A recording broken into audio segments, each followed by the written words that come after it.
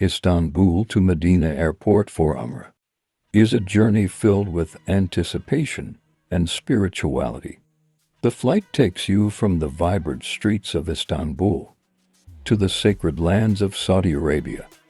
As you fly over vast landscapes, you can't help but feel a sense of reverence for the pilgrimage ahead. Upon landing at Medina Airport, the atmosphere is charged with a profound sense of spirituality, marking the beginning of your Umrah journey. Medina Airport may be small, but its beauty is undeniable, adorned with elegant bamboo-like pillars that add to its charm. As soon as you step onto the ground floor, you'll notice the luggage belt right in front of you, making it easy to spot and collect your belongings within minutes. With our luggage in hand, we met our driver at the gate, ready to embark on the next leg of our journey. Our destination, Hotel Al-Aqiq. Let's go.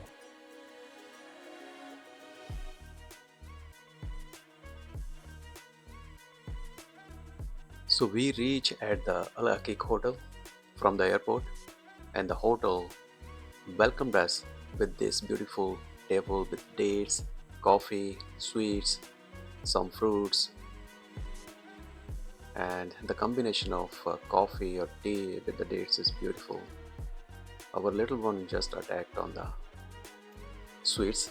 He loves sweets, especially chocolate. And the room was very well decorated, very well spaced. After putting our luggage, we moved towards the Prophet's Mosque, Masjid Nabawi, and this cat welcomed us. We bring some food from the hotel to give that to the cats, but this cat totally rejected the food from that 5-star hotel. She smelled it and she said, "No, I don't want to eat." And she kept looking away. She was so pretty, and she was sitting on the pillar on the gate of the masjid, and we played with this little cat a little bit. She can hardly open her eyes because it was a sunny day.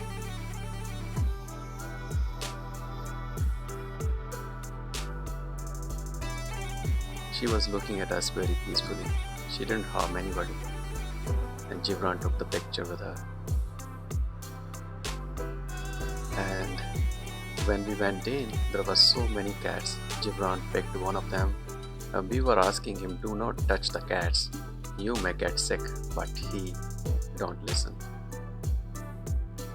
He picked one of the cat, and Dania bring water for her.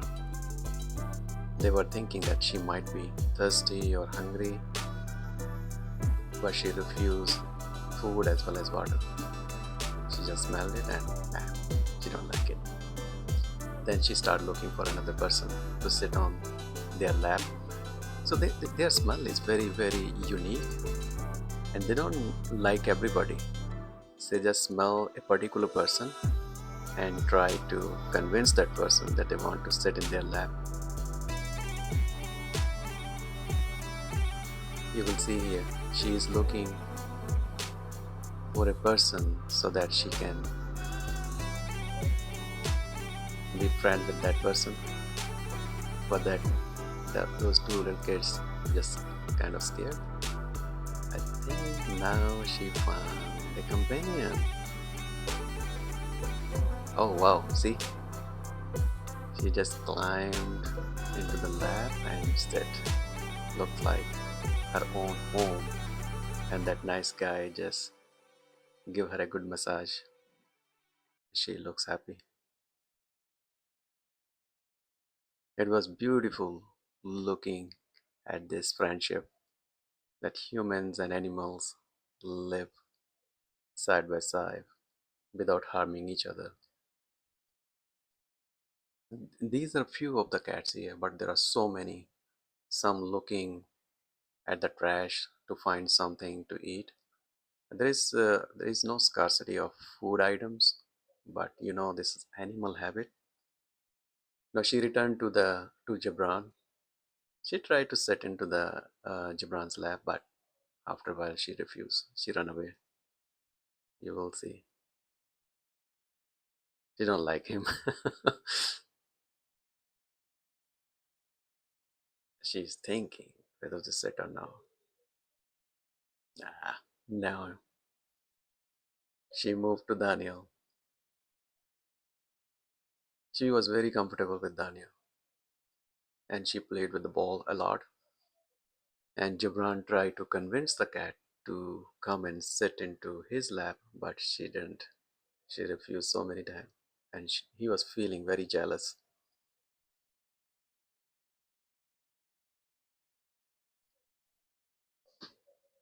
She enjoyed a lot with this little ball. Sometimes Daniel gets scared. See? She was so funny.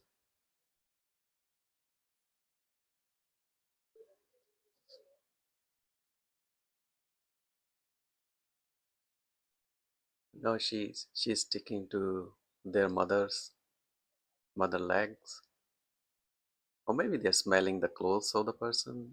I don't know, because they totally refuse some of them, and they, they like some people to sit or get along.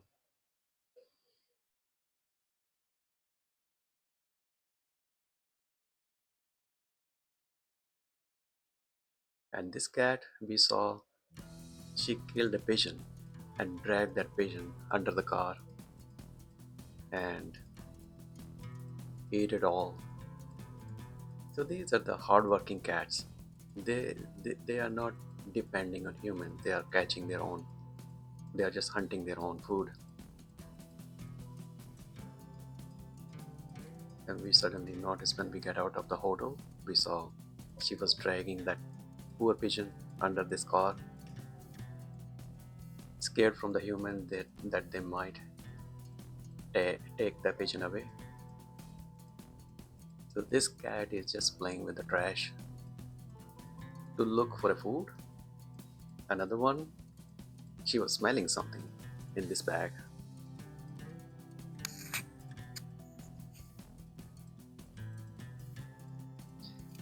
Prophet's Masjid is very famous, unique to attract humans as well as patients from all over the world.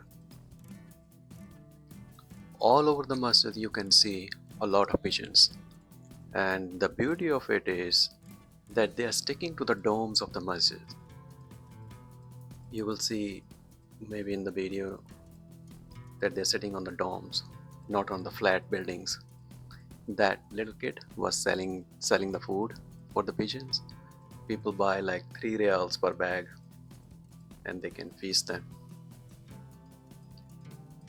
Kids, even grown-up people play with the pigeons a lot. So this is the surrounding area of Masjid Nabawi. When you come out of your hotel on the way to the masjid, or when you finish your prayer, go back to your hotel, you will see hundreds and thousands of pigeons all around. See, the people are feeding them a lot. And I also saw a cat hiding to catch one of them, but she was also scaring from the humans that they might not let her to catch the pigeons.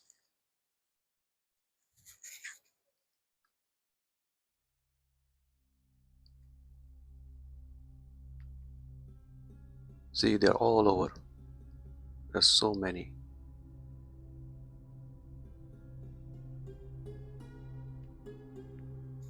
Look at these pigeons sitting on the dome.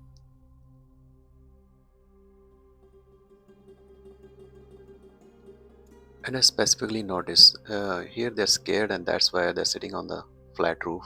But on all those hotels, there was not a single pigeon on their roof. All of them were sticking on the domes. See, there is no pigeon on this these hotel roofs.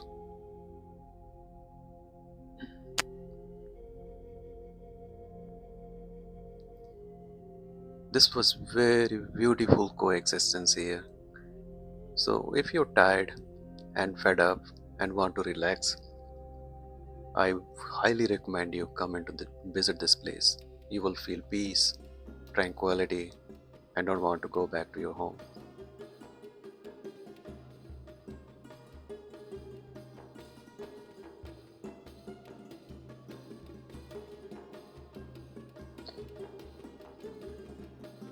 So people come here from every country of the world, and when they get here and perform Umrah, they look same.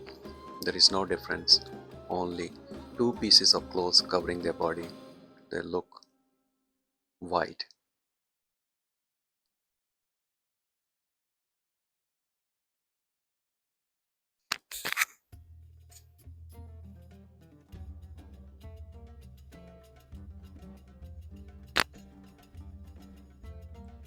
So this is the outside of the Prophet's Masjid.